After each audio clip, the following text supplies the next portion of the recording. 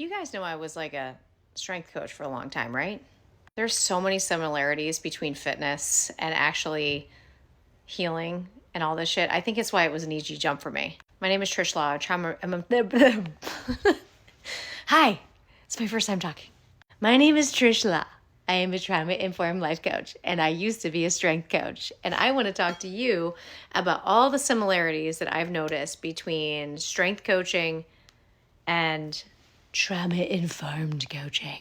Honest to God, there are so many parallels between what makes people successful in fitness and what makes people successful in healing and growth. Okay? So I want to put some things. Are you guys down for that? This is fun. Because it's going to make this a lot more fun. Like, I think trauma healing is fun. And I know that that's going to trigger people, which is probably why you should take one of my courses. Because you might just have a perspective issue. It might be that quick and easy for us to redirect a few things. That's probably another post. Okay, so a couple parallels between building physical strength and growth and healing. One of them, which is probably very unromantic, is you're going to get out of it what you put into it. Okay? Two things I used to see in fitness that I knew were going to put somebody into the no-fly zone. And we had people research this, so believe me, it was ridiculous. Perfectionists, everybody that had to be 100% compliant, perfect in their fitness routine, 100% of the time they would fail. And then people that half-assed it, completely half-assed it. So there was this ratio in fitness of people that were going to be long-term successful at this, and they were about 75 to 80% compliant. That means that 80% of the time they showed up and did the work, and 20% of the time looked like a dumpster fire. They were either hungover or they ate like an asshole or whatever, but they were certainly not trying to be perfect at this. And this is, I think, a very similar through line to healing. Similarly, people that beat the shit out of themselves and thought that that was like, I'm going to work so much harder than everybody else. And the people that half-assed it almost ultimately failed. And the same is true of this work. If you're constantly like working on yourself all the time, I'm doing more work on myself than anyone, you will ultimately burn out. And if you're half-assing it and you're just like calling, your shadow work journal, you're like, yeah, I like don't do therapy, but I like did the shadow work journal like for like a few months. Yeah, you're half-assing it. Not going to work. You got to find some place in between. The second parallel between fitness and this work is just because it doesn't feel good doesn't mean it isn't good. Okay, so if you've been living in a familiar hell that's very uncomfortable and we move you into an unfamiliar hell that also feels uncomfortable but is actually helping you grow, because the mental health field tells you that every feeling that you have is a sickness, you're not going to get results. Just like going to a personal trainer. It's like, I'm only going to work out. The only way that I know it's working is if I feel good all the time. Bitch. I don't know if you forgot to like pick up the memo for Earth School, but dude, this is not for fucking pussies down here. You're not going to grow unless you're uncomfortable. You're also not going to grow if you keep doing the same shit all the time. That's why planet Earth is hard. You weren't going to change by sitting on your ass and looking at a fitness magazine or reading a fucking book. The same way you're not going to get fit if you think it's going to be fucking puppies and rainbows. Okay? So, hi. Welcome to Earth School. Here's another parallel that I think is really funny. Cardio and strength training are not the same. You want to burn calories in fitness, you hop on a treadmill. You want to not stab people? Probably cardio is a good idea. You want to change your body composition? You better pick up some weights, bitch.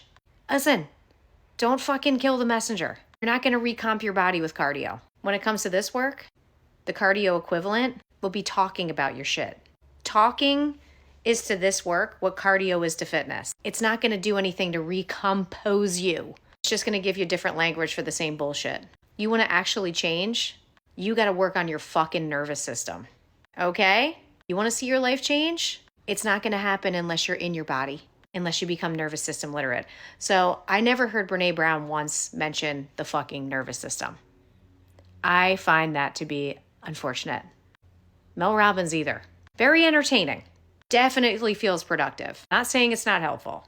But in order to really change, you can't think your way through it. You can't let them through it. You've got to get in your nervous system and you got to become emotionally literate. And not just talk about it, you got to actually feel it, okay?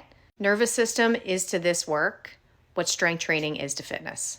Here's another parallel. There's a big difference between people that want to lose weight in fitness and people that want to make fitness part of their lifestyle. You can tell by the way these people look. You can tell the people that want to lose weight from the people that make fitness a lifestyle. They live their life completely differently. People that want to lose weight as their goal for fitness, diet, they jump from one thing to another. It's very all or nothing, very pendulum swingy. It's very fix the thing that's wrong with me so I feel worthy. And it's from one goddamn fad to another. Weight stays the same, sense of self stays the same, because they're trying to fix themselves. They're not trying to change how they show up in their life. You know what I'm saying? In this work, that's like jumping from one retreat to another, from one ayahuasca ceremony to another, or from one radicalized, performative, ceremonious, therapized thing to another. People that do that are just like the people who approach fitness like they want to lose weight. People that make self-awareness their lifestyle, integrity, authenticity their lifestyle, you're going to be able to tell when you're around them. You're going to find less therapy talk, less of that bullshit spiritual language, and you're going to find a hell of a lot more truth and happiness, by the way. Another parallel, people that get the best results in fitness weren't necessarily the ones doing the fanciest workouts. In fact, it didn't really matter all that much as long as they were lifting weights. Even if the workouts were shitty sometimes, it was the people that were always the most consistent. Oh yeah, spoiler alert, wait for it. Same thing is true with this work. It's not always fancy, it's not always flashy. It's not always like, oh my God, I had the biggest breakthrough. Showing up to therapy when you don't feel like you have anything to talk about. Those are always when the best sessions happen, by the way. My coaching sessions, for sure. They don't just show up to therapy when they're in a crisis or coaching. They show up because it's part of what they do consistently. Oh, one last parallel.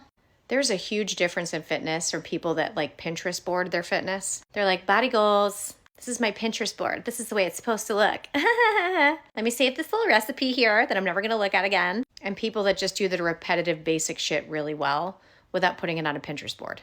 If you have a bunch of Pinterest pins about all the workouts you want to do, all pinned up cute and neat, but you don't have a bunch of sweaty sports bras in your hamper, tells me everything I need to know. Is you're curious about fitness from the cheap seats. A parallel to that in this work, ooh, and this is going to really sting. This is going to hurt so bad. Reposting shit on Instagram, saving things on TikTok, talking to ChatGPT instead of an actual coach or therapist. Oh my God, stop. You know who you are. I'm not trying to be a bitch. I'm just like, I mean, come on. I've been a coach for 17 fucking years. I have seen it all. I've seen it as a fitness coach. I've seen it as a fucking life coach. Here's the bottom line. This work is a lifestyle. More nervous system, less talking. Less Pinterest boards, more getting off your wallet and paying for coaching sessions or therapy sessions. Less fad diets, you know what I'm talking about. Less fucking stupid retreats. More consistency. Less performative shit, more quiet commitment. Stop trying to be perfect. Stop trying to win the fucking self-awareness award and stop half-assing it. And this is spoken like a true coach. Get out of the cheap seats. Stop waiting to lose weight until you show up to the gym and stop reading books and get your ass in a fucking chair and have someone help you read the label from outside the jar. You need it. Pick up the fucking weights. By the way, I hate working out. I hate breath work. I hate feeling my feelings. And all those aforementioned things pay my bills. I don't like it either. Nobody asked you if you liked it. You want to change? That's what you got to do. I'm right there with you. I see you. I love you. Shut the fuck up. I'll see you tomorrow.